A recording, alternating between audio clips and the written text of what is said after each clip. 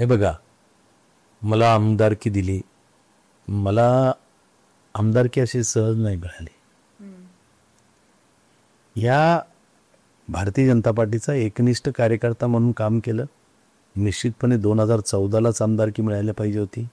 Form भरला होता पूर्व मतदारसंघातून, परंतु काही राजकीय गणित समोर आल्यामुळं मला थांबावं लागलं. भरलेला फॉर्म मी काढला, म्हणजे माझं तिकीट घोषित झालं होतं भारतीय जनता पार्टी.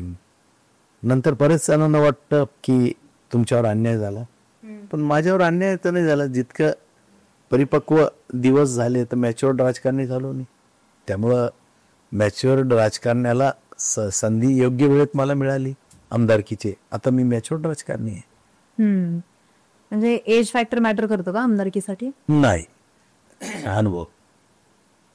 ओके, म्हणजे तुमचं लोकात काम करण्याचा अनुभव. कमी वयात पण अनुभव येऊ. मला तुम्ही 35 वर्ष सांगितले, मी 1988 पासून राजकारणात आलो.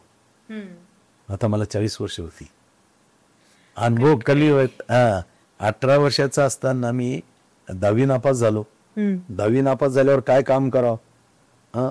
नारळ कॅलेंडर विकले ना तुम्ही? नाही, ते तर हा माझ्या समाजाचा धंदाच होता, तो मला करणं गरजेचंच होतं ना.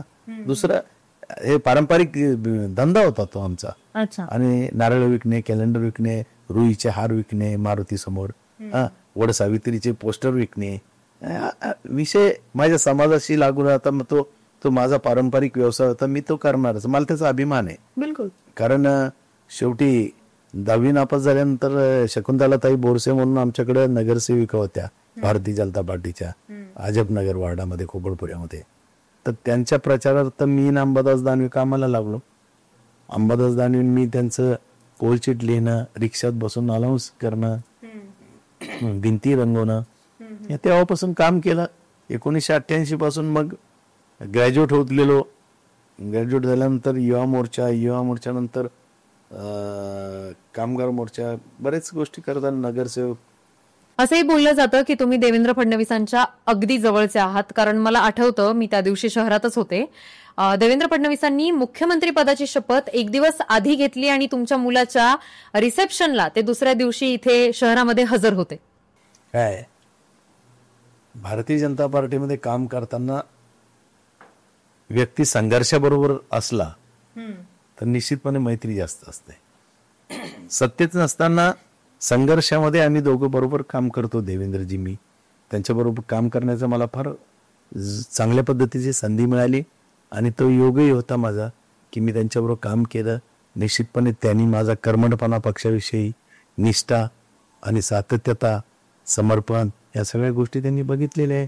आणि त्यामुळे मी ओळखीचा आहे म्हणून नाही, मी पक्षाचा आहे म्हणून कर्मठ कार्यकर्ता आहे, सातत्य ठेवणार आहे, समर्पण देणार आहे आणि निष्ठा ठेवून, सातत्य ठेवून काम करणारा व्यक्ती, लोकातला व्यक्ती आहे.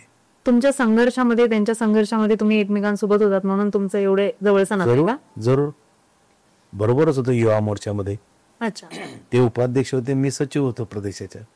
तुमची ओळख कशी झाली, म्हणजे सुरुवात कशी झाली तुमच्या ओळखीची देवेंद्र फडणवीसांसोबत? आमची ओळख खरं तर ते तिकडे महापौर झाले कमी वयात आणि मी इकडं नगरसेवक झालो वयाच्या 23व्या वर्षी. आणि त्यामुळं एका नगरसेवकाच्या कार्यशाळेमध्ये त्यांची माझी ओळख झाली.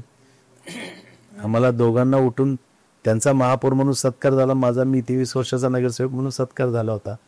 मग तिथं ओळख झाली, ते मैत्री झाली. तर ते युवा मोर्चामध्ये काम करायला लागले, मी युवा मोर्चामध्ये काम करायला लागलो. तुम्ही चांगले मित्र आहेत असं म्हणायला काही हरकत नाही. मित्र आहेच.